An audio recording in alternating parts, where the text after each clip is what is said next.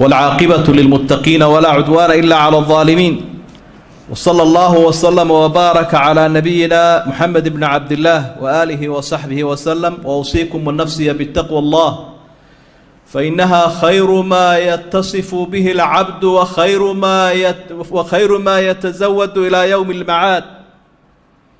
walaallayaal waxaynu ka hadli doonaa in sha allahu dhibaatooyinka maanta jira ee caalamku aada uga qayliyey, waxyaabaha aynu kaga hortegayno fii manduurin diiniyin wa islaamiy, innagoo ka eegayna dhinaca diinta iyo waxayna fartay. wax kastoo dhacaba islaamku waxba ku xalliyey, waana waxa u wanaagsan. waxaynu kaga hortegaynaa ugu horeeya adducaa. toddobadan qodob baynu tirin doonaa. waxa ugu horeeya adducaa, inaynu ilaahay barino subxaanahu wa tacaala. gaaladu awoodunbay isbidaan, laakiin ilaahay ma baryaan. baryo gaalna lama aqbalo. rasuulku sala allahu calayhi wasalam isagoo ducada inagu waaninaya markay wax dhacaan waxa uu leeyahy xadiidkii axmed uu warinaya xasanka ahaa: laa yaruddu alqadara ila ducaa, aw laa yuraddu alqadaru ila biducaa. qadarka ducadun baa lagu hor joogsadaa. macnaha ducaduna way qadaran tahay, wixii soo dhacayana wuu qadaran yahay. labadaasuu ilaahay isku reebaya, wax qadarka ilaahay ka baxaa ma jiro. xadiid kaleo xaakim uu warinaya min xadiidi caaisha xasana, rasuulku waxa u yihi sala allahu calayhi wasalam: adducaa yanfacu mima nazl wa mima lam yanzil. ducadu balaayada soo degtayna waxbay ka tartaa, balaayada soo socotana waxbay ka tartaa. وإن الدعاء وإن البلاء لا ينزل فيلقاه الدعاء فيعتلجان إلى يوم القيامة. بلايدا soo socota ayay ducadu iyo rabbi barigu ka hortagaa ilaa qiyaamaha inta laga gaarayana way isla laban lagdaystaa. marka hadday ducadu xoog badan tahay way ka xoog badan doontaa balaayada. waxaynu kaga hortegaynaa ducooyinkaas uu nabigu inoo jideeyey sala allahu calayhi wasalam. ducooyinku nabigu ina baray baa ugu fadli badan, taasoo ilaahay uu baryayo wixii khayraha addoomuhu ay haystaan inuu ilaahay u daayo, wixii balaayana ka duwo. allaahuma innaa nacuudu bika min zawaali nicmatik. ducooyinkii nabiga calayhi salaatu wasalaam: ilaaha waxaanu kaa magan gelaynaa inaad nicmada naga qaado, caafimaadkana aada naga qaado, balaayadana aada nagu rido. intaaba waa kaa magan gelaynaa. min zawaali nicmatika wa taxawuli caafiyatika wa fujaahati niqmati. ilaahuw nicmada noo daa oo caafimaadka noo daa oo balaayada kadiskaana naga dulqaad. wuxuu ku ducaysanayay rasuulku sala allahu calayhi wasalam: allaahuma innaa nacuudu bika min albarasi waljudaami waljunuuni wa sayi lasqaam. waalida iyo barasta iyo cudurka judaamka la ydhaa iyo cudurrada xunxunba ilaaha waa kaa magan gelaynaa. markaa ducooyinkaa waaridka ee rasuulka ka soo aroorayba sirta xambaarsan. waxa labaadaynu kaga hortegaynaa sadaqa, inaynu deeqda bixinno oo dadkana wakhtiyadan la kala xidhay busaaradda ku badan iyo baahidee qof waliba wixii uu dhiibi kara uu bixiyo. sidaasuu ina baray nebigu calayhi salaatu wasalaam. xadiid bukhaari iyo muslim ku sugan ayaa wuxuu nebigu ku caddeeyey maalintii qoraxdu ay madoobaatay oo dee waa musiibooyinkii dhacay caalamkee kusoo kordhay, oo waxa uu yidhi: faidaa ra'aytum dalika fadcu llaha wakabiruu wasalluu watasadaquu. marka arrimahan oo kale aragtaan waaweyne caalamka kusoo biiray balaayooyinka ah, ilaahay barya, allahu akbarta badiya, salaada tukada, sadaqadana bixiya. anas ibnu maalik oo xokayntii nabigaa sala allahu calayhi wasalam rasuulku gacantiisa ku tababaray waxa uhi: baakiruu bisadaqati fa ina albalaa'a laa yatakhata sadaqa. bayhaqi baa warinaya, waa ahar sugan wey. laka laha sadaqadoo la degdega, balaayadu kama soo tallaabsato sadaqada oo kama soo dulboodee, waa dhagax ilaahay uu ku joojiyo. culimmadu waxay leeyihin xataa qofka gaalka ah laftiisa dee inuu ilaahay kaga difaacayo waa laga fahmi karaa xadiidka. wuxuu nabigu xusay calayhi salaatu wasalaam laba malag inay maalin walba soo degayaanoo idin waa ducayeel, ducuu la taagan yihi: allahuma acdi munfiqan khalafan. ilaahw ka wax bixiyo bedel sii buu leeyahy. ka kalena habaar buu la taaganya, wuxuu leeyahy: allahuma acdi mumsikan talafa. ilaah qofka wixiisa iska haysta talaf sii. talafku waa dhimasho. xoolaha ka dhiman kara naftiisa dhiman karta ehelka ka dhimanaya waa habaar 500 ha ahaato 1000 ha ahaado koob shaahana ha ahaadee habaarka malaga inaynu wuxuun kaga fakanaa fiican waxa uu kaloo nabigu sheegay calayhi salaatu wasalaam cudurka laftiisu markuu yimaado waxyaabo ilaahay ku qaaday inay ka mid tahay sadaqadu daawu mardaakum bisadaqa atharka xasanka ama xadiidka xasanka asaasuu nabigu ku yiri sallallahu alayhi wasallam dadkiina buka ku daweeya sadaqada marka ka hortag iyo ka dabatag labadaba inay sadaqadii noqon karto ku cadeeyay xadiidka rasuulku waxyaabo aynu kaga hortagayna waxa kamid ah shukru nicma والصبر على البلاء قفكو أما ودبي أما داف بو هايستا مركو برواقي خير هايست إنو إلهي أمهدنقو سبحانه وتعالى مدركي با إلهي نوشوي أبارتي وإنغا إلاليي مركا وإن إنو إلهي أمهدنقنا إن بدن ربي سبحانه وتعالى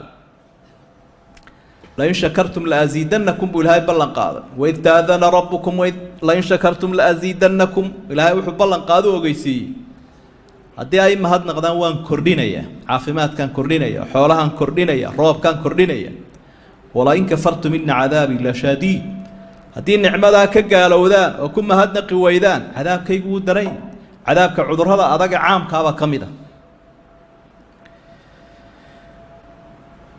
waxa aynu kaga hortagaynaa ama ku waajahaynaa inaynu ka faa'iideysano waqtiga faraha badan aynu haysano الفراغ dadkii waa la wada xareeyay Soomaa maxay dadku yeelayaan miyay iska ciyaarayaan miyay majaajileynayaan dad badan baa waxay ka dhigteen ba cudurkan iyo waxan dhacay waxay ka xaraabaadsadaan ama ka riwaadsadaan qaar sida digaaga dawciya aad arkaysa qaar guryaha dhexdooda ku maadeynaya aad arkaysa markaad eegtan barahan bulshada iyo meelaha wax laga eego waqti aad u fara badan buu qofkii helay oo laga yaabo inaanay isu helin isaga iyo ehelkiisa iyo ubadkiisa waqtiga waa in looga faa'iideeyaa maxaa adduuniya aakhiraba dani noo ah sida loo cibaadaysanayo sida cilmiga loo kororsanayo sida aqoonta kor loogu qaadayo sida ubadka loo rabaynayo waqtiga dadku shaqooyinkii laga fasaxay waxbarashadii laga fasaxay waa nicmo qaali ah oo laga yaabo markaad mashquulsanayd inaanad haysanin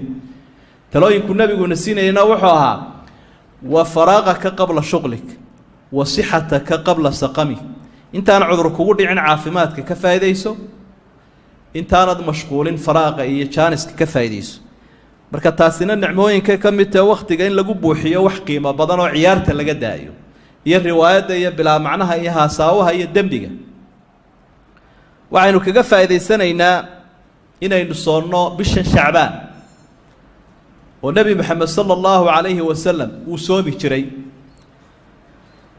soonkeeduna waxa uu kamid yahay soomamka ugu fadli badan sunnayaasha axaadiidta saxiixaynka waxa ay tilmaamayaan oo Aisha leedahay kaana yasuumu shacbaana illa qaliilan in yar mooyaane bisha shacbaan nabi maxamed uu wada soomi jiray wama ra'aytu akthara siyaman minhu fi shacbaan bishu ugu soom badnaa nabi maxamed bilaha sanadkoo dhan marka la isku daro shacbaan bay ahayd ramadaan marka laga reebo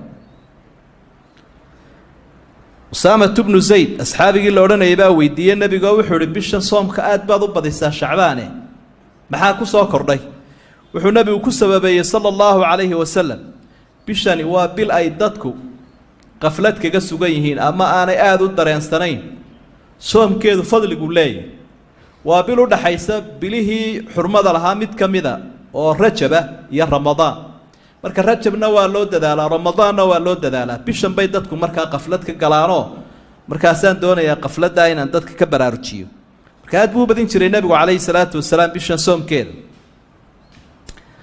waxa kaloo tilmaamay amalka adoomahana in ilaahay la gaarsiiyo loo kor qaado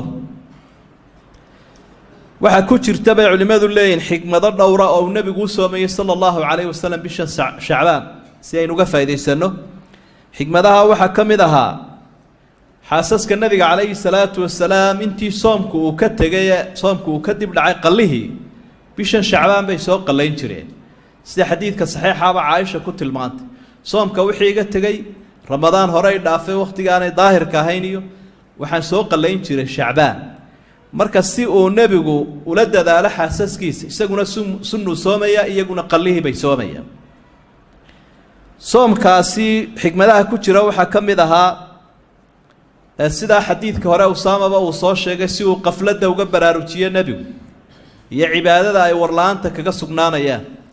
xikmadaha waxaa ka mid a sida xadiidkaasi uu caddaynayo waa waqti camalka iyo warbixinta malaa'igtu ilaahay ay gaadhsiiyaan oo camalkii addoomaha la rafciyo. marka waxaan jecelahay buu nebigu camalkayga in ilaahay loo gudbiyo anigoo sooman. xikmadaha waxaa ka mid a waa ka tamriini calaa siyaami ramadaan. waxaa loo sii tababaranayaa bishii ramadaane soo socotay oo qofku had iyo jeer hadduu hawl adag qabanayo loo tababaro ama dagaal uu gelayo oo carbis fiican la siiyo hawshaas si fiican buu u qabtaa, uu ku xaragoodaa. markaa qofkii shacbaan la soo qabsaday soomka ramadaanna way u sahlanaanaysa. xikmadaha waxaa ka mid a waa ixyaau sunnatin mahjuura, sunno dadku ay ka tegeen oo lasoo noolaynayo. nebi maxamedna sala allahu calayhi wasalam waxa uu xusay xadiidkii saxiixaa sunno dadku ay ka tegeen qofka soo nooleeyo waxa uu leeyahay ciddii kaga dayatay ajrigooda intay heleen in la-eg. waxaynu dhibaatooyinkan ku waajahaynaa biliimaani bilqadari waatawakuli cala allahi tacaala. waxaynu rumaysannahay wixii dhacaaba inaanu iska dhicin, laakiin qadar ilaahay uu ku yimi. marka waa ku qanacsannahay qadarkaa ilaahay u qaadan waa inagu dhici maayo. waxaad arkaysaa gaaladiioo fooqyada iska daadinaya, qaarkoodoo isdilaya, qaarkoodoo isgubaya, qadarkaanay rumaysnayn.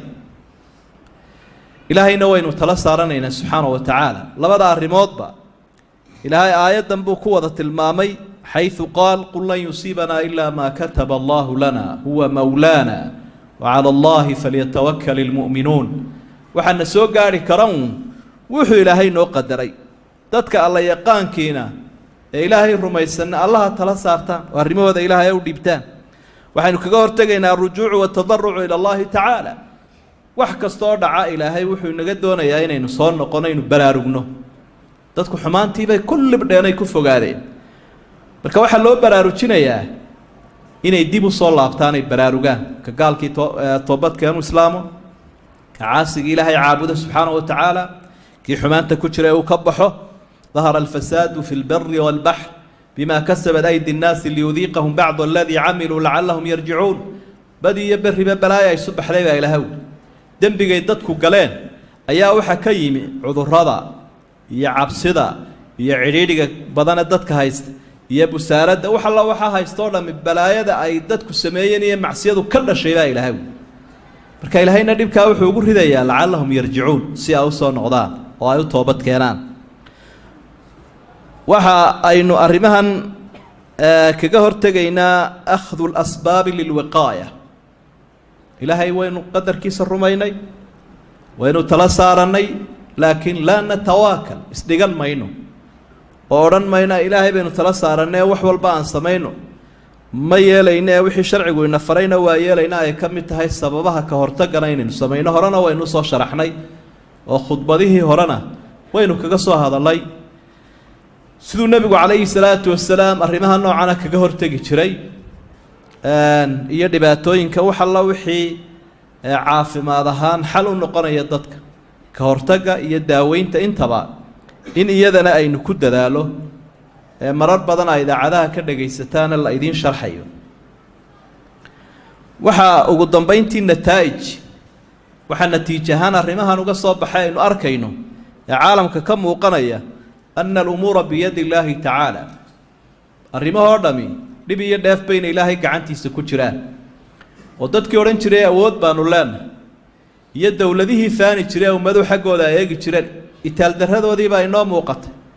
wakhuliqa alinsaanu daciifa. waxaynu maqlayna madaxweynaha talyaaniga gacmuhu kor u taago waxa uu leeyahay arrinku dhulkii wuu ka dhammaaday, xagga sarea laga war sugaya.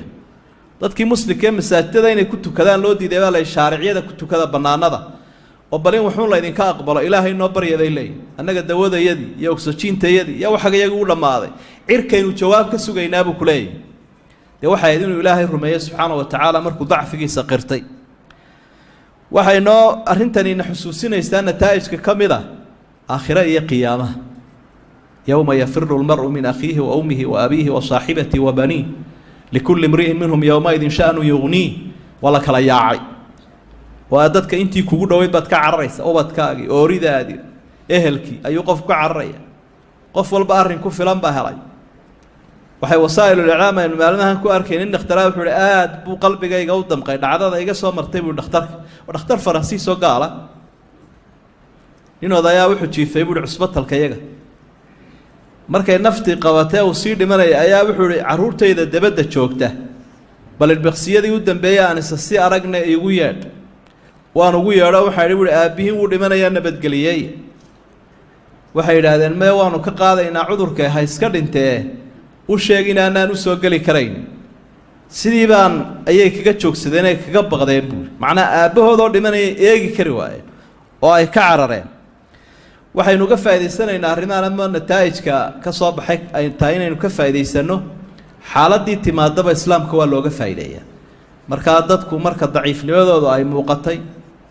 arrinkii inuu ilaahay ku ururay oo cadaatay qofka gaalag joogaana waa inuu dadaalaa siduu islaamin lahaa qofka qof muumina ag joogana ama qof caasi ag joogana waa inuu u dadaalaa sidii uu soo hanuunin lahaa ee khayrka ugu soo jahayn lahaa waayo meelo aan weligood la xidhin baa la xidhay way ka mid yihiin meelihii dumarka xumxum ay xumaanta ku sameyn jireen mukhbaaradiya meelihii khamriga goobihii khamriga bahalka qamaarka la oran jiray dhul weligood mamnuuc ay ka ahayd in la taabto way oran jireen xorriyad ayaa maanta xidhan marka waa islaamka looga faa'iideeyaa iyo dadka sidii diinta loo jeclaysiin lahaa iyo kol haddii awoodii ilaahay arkeen oo itaal daradoodii ay muuqatay sidii alla loogu soo celin lahaa arrimahaasina waa waxyaabaha ama laga faa'iideysan kara ama nataa'ijka kamida اللهم أرنا الحق حقا وارزقنا اتباعه وأرنا الباطل باطلا وارزقنا اجتنابه اللهم إنا نشكو إليك ضعف قوتنا وقلة حيلتنا وهواننا على الناس يا أرحم الراحمين اللهم إنا نعوذ بك من البرص والجنون والجذام وسيء الأسقام اللهم إنا نعوذ بك من زوال نعمتك وتحول عافيتك وفجاءة نقمتك يا أرحم الراحمين